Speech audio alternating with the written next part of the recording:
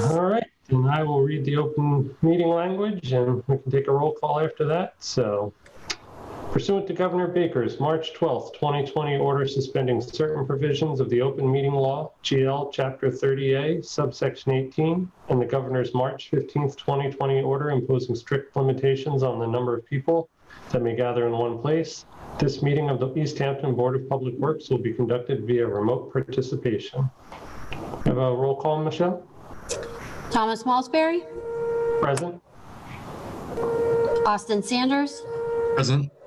David Fagnan. Present. All right, then I'm going to make a motion to open the Board of Public Works meeting for November 18th, 2020 at 5:02 p.m. via remote participation. Second the motion to open the meeting. Thomas Malsbury, Yes. Austin Sanders, Yes. David Fagnan. Yes. All right, the meeting is open.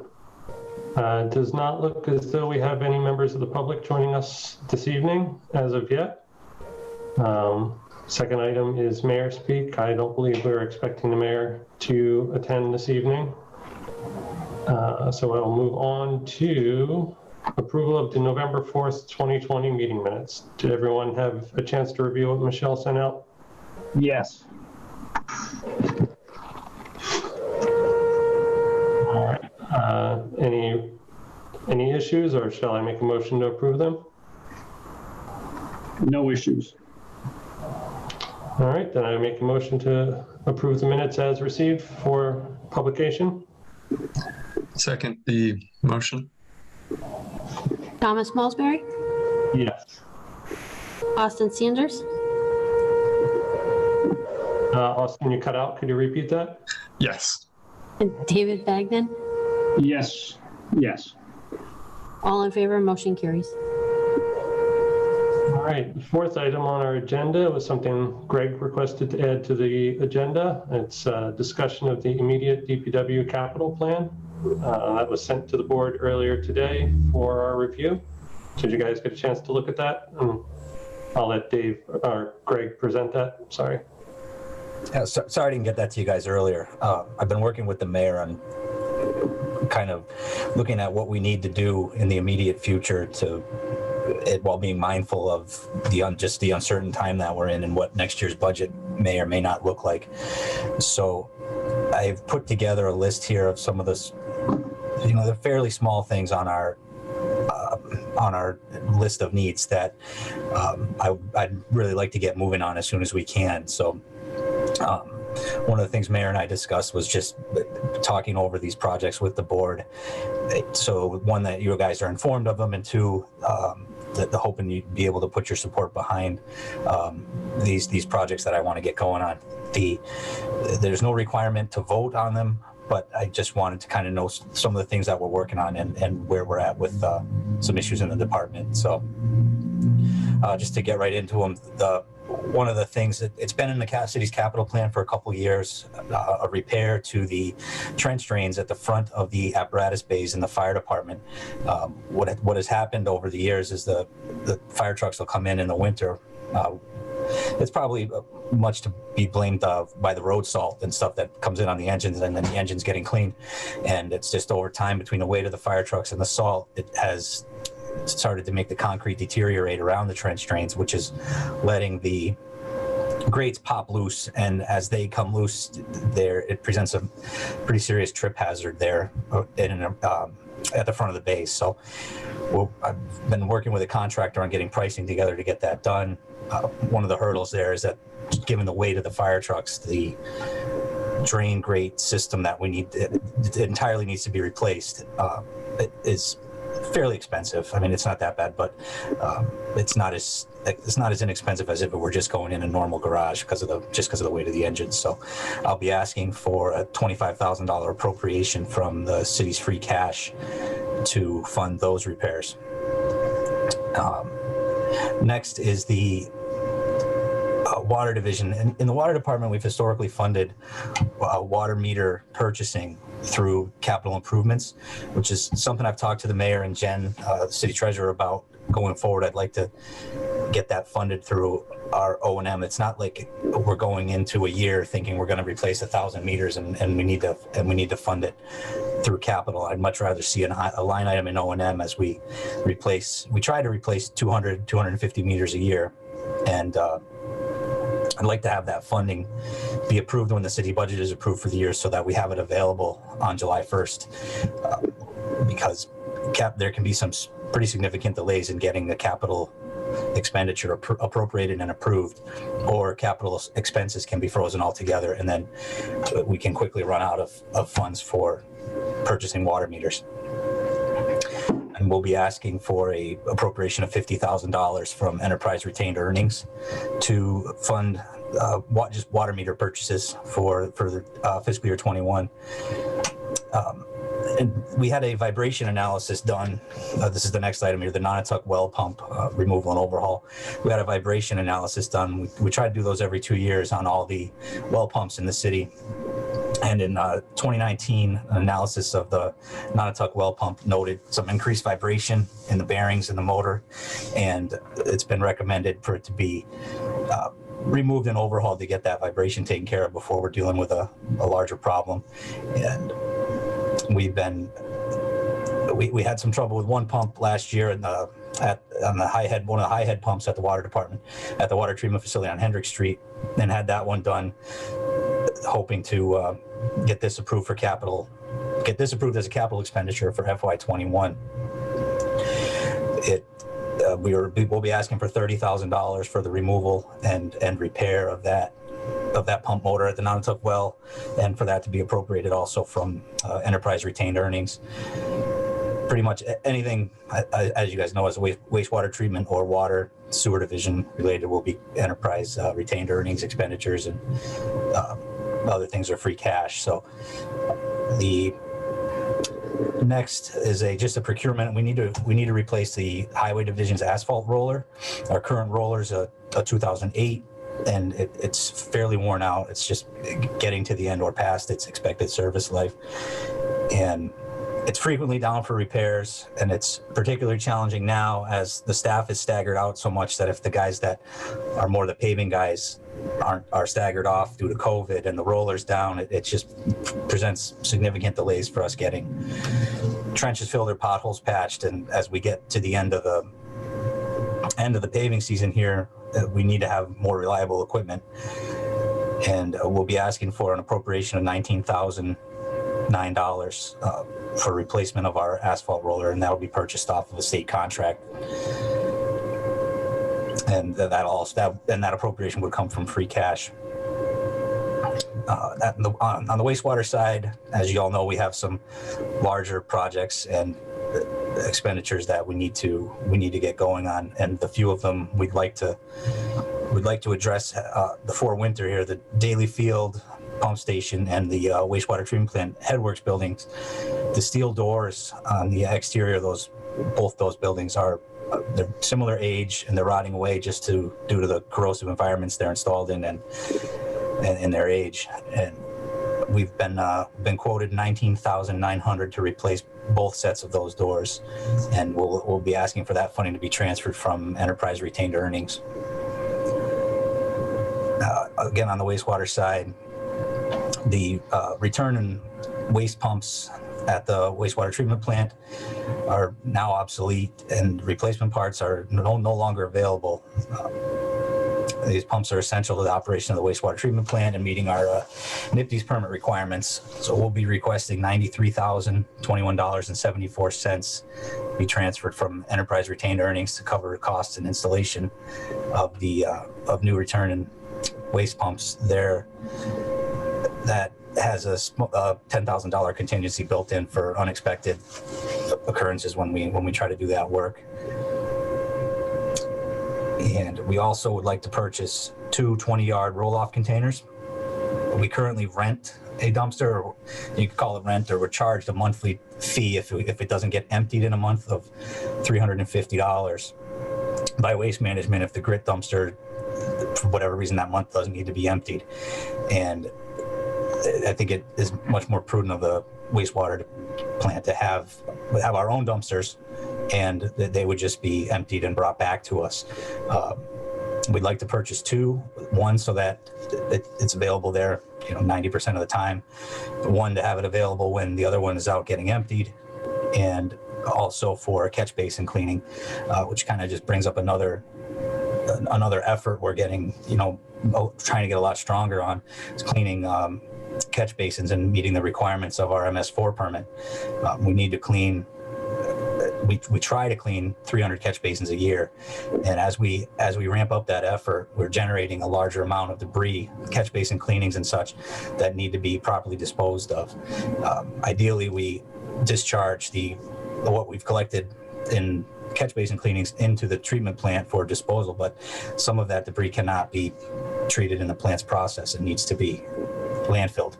So we'd like to have a dumpster on site, put that in so that it can decant properly and then be transferred to a transfer station with no liquids. And that would be the use of the second container. We'll be asking for $30,000 from enterprise retained earnings for those, to procure those two roll-off containers. And the fourth need of the the wastewater treatment plant is purchase of an odor control chemical tank. We currently rent one from Evoqua. It's about $125 a month. We'd much rather have our own tank on site, and cost to do that is about $10,000. So we'll be asking for a funding appropriation from enterprise retained earnings for purchase of that tank and installation. And everything we have installed, with the exception of the doors, that'll be done entirely by a contractor, but the pumps and waste tank will be installed as a joint efforts between the wastewater treatment plant staff and outside contractors. And that's basically all I wanted to. If you guys have any questions about any of these projects, I'd be happy to try to answer them. Or I just wanted to kind of go over them all with you and make sure just get you informed of what we're working on. Well, thank you. No, I think it's good to keep the board informed and also the public as to, the challenges we're facing. And I like to see proactive repairs like this rather than emergency response. So, the list could be significantly longer. Just like I said, I've worked with the mayor, and she's asked that we try to be extremely mindful of the time we're in and what things will be like going forward. So this is by no means a summary of everything we need. It's just kind of the small things that we think we can do now while being mindful of the environment we're all in.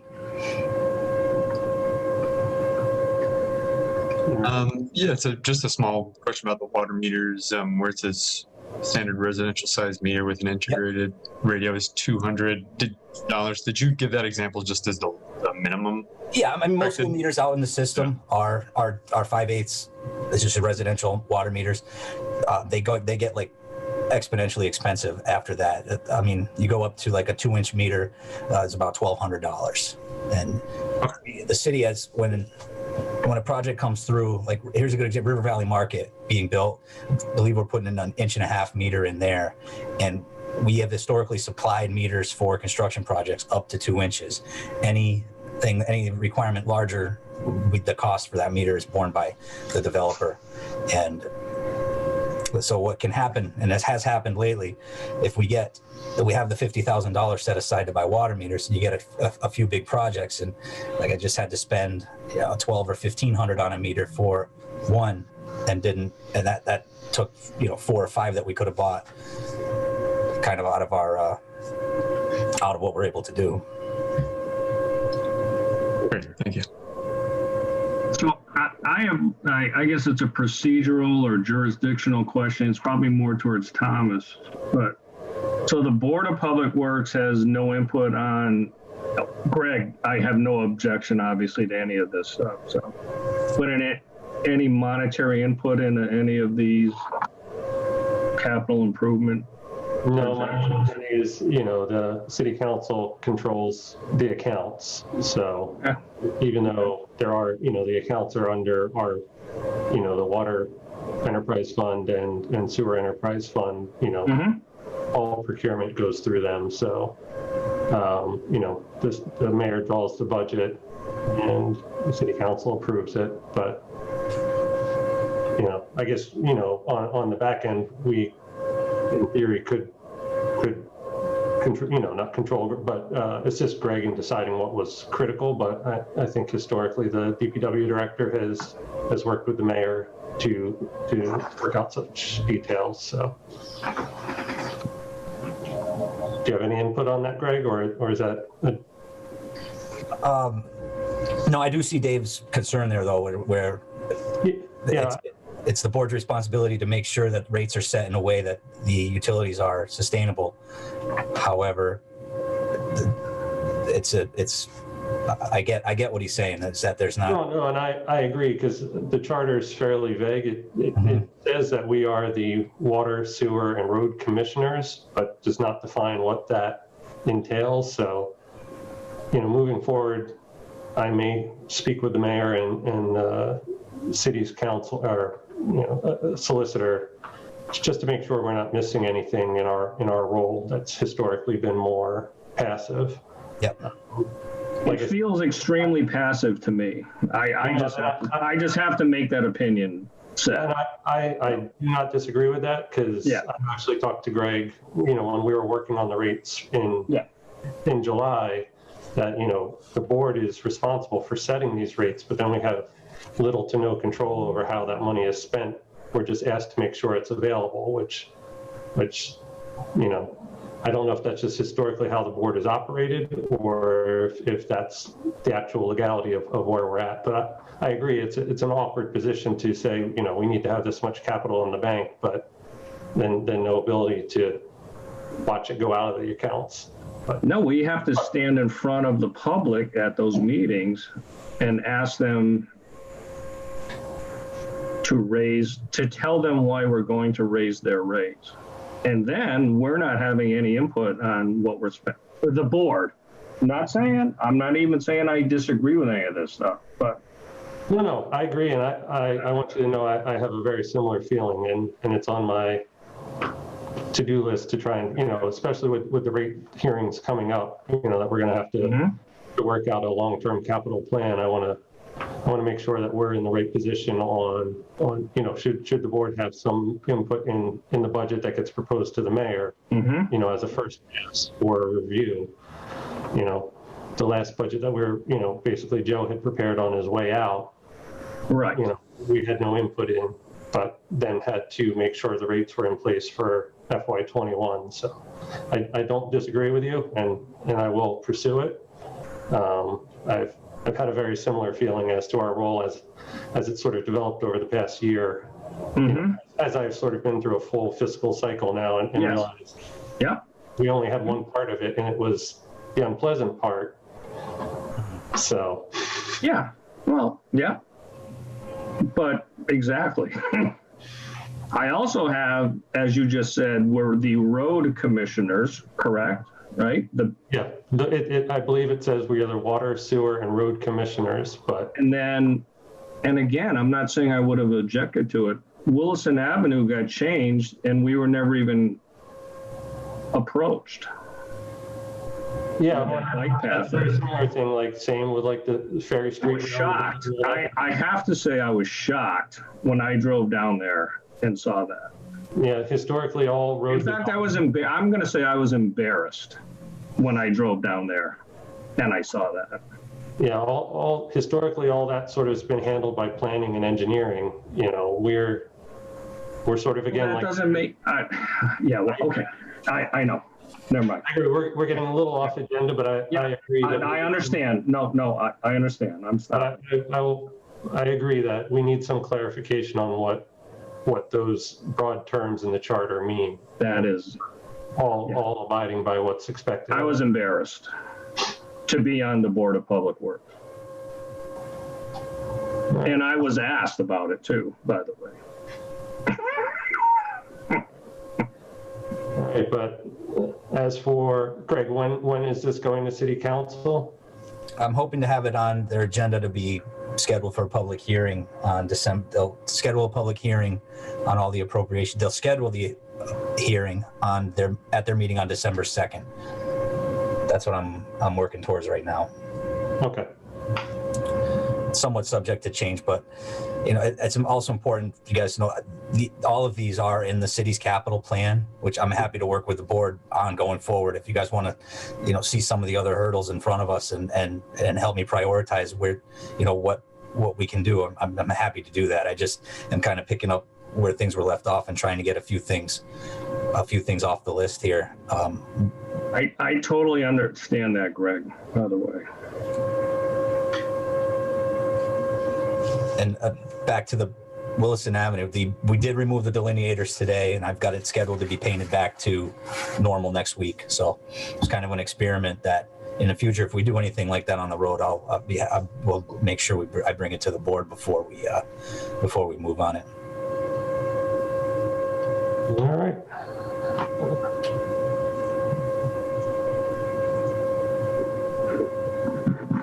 So are you, I guess, Greg, before we close out this item are you asking the board at all to be vocal with the council, or either as a board or as individuals to lend support, or do you expect any opposition to these procurements? I'm not really sure what to expect. I don't foresee any major opposition. I think they're all very, needed projects that I've really tried to sharpen the pencil on how much money we need to get them done. And I can, if you do happen to speak to any counselors, especially members of the Finance Commission, that, just wanted you to be informed and,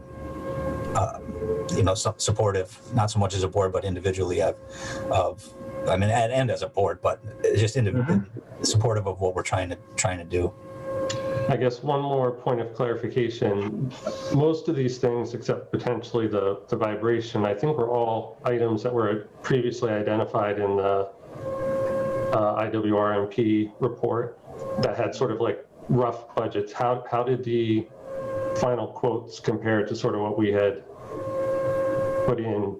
I think the paver was in there, and the doors, are these in line with what we expected, or?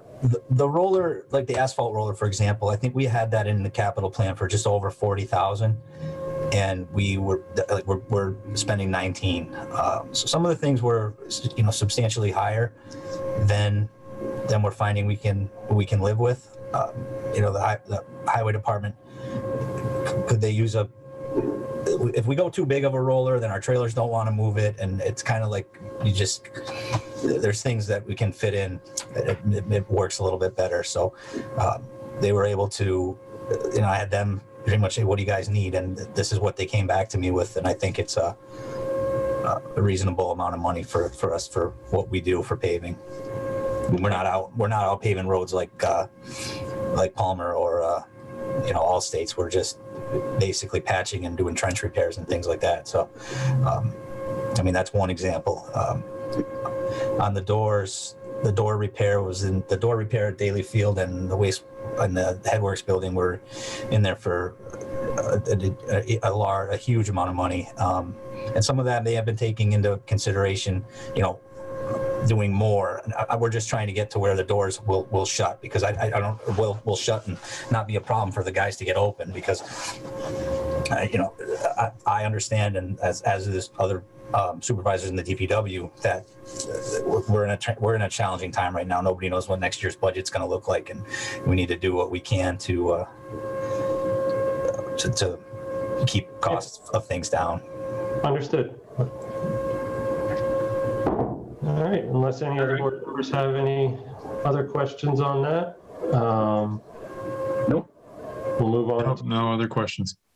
Item number 5, director's report. So I know that was a good summary, but I guess. Oh, that's only part of it. Yeah, no, I'm just saying, do you have anything else you want to address the board with for updates, or what else? I guess it would also be good to know, you said you had a much longer list with the mayor, and this is what you whittled it down to. What are some of the things that, I guess I should have asked previously, that didn't make the cut, should be on our horizon for? A storage building for the Vector combo truck that we need to put an addition onto the 4th bay of the garage it's at the wastewater treatment plant, but it's a sewer division building. We have a fourth bay on there. I think the most economical thing to do is put an addition onto that. I think it's about, well, we'd like to add 12 feet onto the front of it. The reason I'd like to do that in an addition is because there's already heat there, water, and a door. So and it's a prefabricated steel truss building. So if we can add on to that and we don't have to put in, complete heating system in, a 2-inch water connection to fill the truck and all that, it saves us a great deal of money and gets that truck stored down there where the staff is. It's currently stored at the water department because it's the only heated garage large enough that we have to put it in. And it's forced the water division staff to have to kind of stack vehicles on top of each other and move things around over there. It's just not the greatest situation, but we're managing with it right now. The highway division needs a new 1-ton dump truck. Quote for that's just over $80,000. I wasn't comfortable putting that forward right now. I think we can get through a year and see where things are at before we really start asking for vehicles. The truck they're running is, I want to say it's a 2008, and it's got right around or just over 100,000 miles on it. But I think we can get one more year out of it and see where we prioritize things come spring, as we have a better picture of what things look like coming out of the pandemic. Hopefully we're coming out of the pandemic.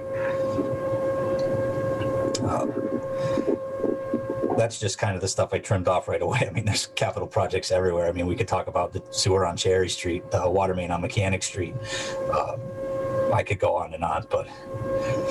So is the sewer project on Cherry not going forward? I thought that was in this year's budget from the beginning. The planning stages for the outfall are moving forward, but there's not much, if anything, there to address the actual sewer main. Yeah, that's what I meant. The sewer main I thought that was a go. The repair to the outfall, the drainage outfall is, and that will address a portion of it, but not the length of the street that needs to be dealt with. Okay. I mean, and we're still planning that, so it may address more of it than I think it will, but I don't think it's going to cover the repair of the whole sanitary sewer there. We may be able to save some money by doing the sanitary sewer there while other work is taking place, but that kind of remains to be seen while those plans are still formulated. Okay. All right. Do you have any other updates for the last 2 weeks? We put the top coat of pavement on South Street today. That was milled off last week. It was nice to see those projects come together. We got Center Street milled down right now. Palmer's scheduled to be there at least doing the driveway aprons tomorrow. I'm hoping they're going to be back there on Friday to put the top coat on Center Street. Of course, no guarantees. They kind of jump around as their schedule allows and weather allows to get these smaller jobs in. But given the challenges of this year, I was happy to at least see a couple streets get done. So it's moving along nice. I do have some crack sealing work scheduled for Hendrick Street, Lovefield Street, O'Neill, a small section of Glendale, West Street, Loudville, and Pomeroy Meadow intersection there, where kind of the new work around that intersection. I have Indus coming in to do some crack sealing there next week on the 25th and 27th. All that and the paving on Center and South Street is funded through Chapter 90 money. So again, just good to see that moving along. I do have, as I discussed in our last meeting a couple weeks ago, the drainage outfall pipe that has failed on Mountain Road. I have that scheduled to be repaired over the course of the December 2nd and 3rd. So we'll have Mountain Road closed for those 2 days. We do think we can do it starting at 8 a.m. and we'll have the road closed till 8 a.m. to 4 p.m. both days, and then planning to have it open in the overnight from the 2nd to the 3rd, from 4 p.m. to 8 a.m. from the 2nd into the 3rd, and then we'll have it closed on the 3rd for the slope restoration, but hoping to have the pipe in and the bulk of the repair made on the 2nd. So all of the everything we're working on right now is further complicated just by the crews being staggered out due to the pandemic, and there's just very few people. I don't have much staff around to rely on to help and to go out and get stuff done. The guys are doing a great job, but it's hard. We asked the gas company today to slow down on what they're sending us for permits, just because I don't have the staff. They asked me for approval to start Monday on a gas main repair on Chapel, Maple, gas main replacement on Chapel, Maple, Briggs, and Gaston over to Briggs Street, and I told them they got to hold off on that till the spring, because as they work, they tend to run into some of our utilities and other issues that I need DPW guys around for, and I'm just have such a skeleton crew on right now that I told them they're going to have to wait till spring. And we generally do not issue trench permits for that type of work from November 1st to April 1st. So I told them they can keep going with the small repairs and emergencies as they come up, but I don't want them ripping. I can't have them ripping into the road. That large of a project right now. Plus, you all know as well as I do, we can get some good snowstorms in December, and I don't want to have the guys out there having to watch out for the gas company's plates if it's work that can wait till April. Mm-hmm. So that's kind of the short synopsis of what we're dealing with this week. Well, thank you. All right, any other questions for Greg from the board, or? Nope. All right. No other questions. Well, thank you for taking the lead on all of that, Greg. Absolutely. All right, if there's no other items, and it looks like we still have no one from the public with us, I'm going to make a motion to close this evening's meeting. Second the motion to close the meeting. Thomas Malsbury, Yes. Austin Sanders, Yes. David Fagnan. Yes. Motion carries. Great time. It looks like our next meeting will be on December 2nd as well. So I will see you all then. Have a good night. All right, thank you, everyone. Good night. Thank you. Good night.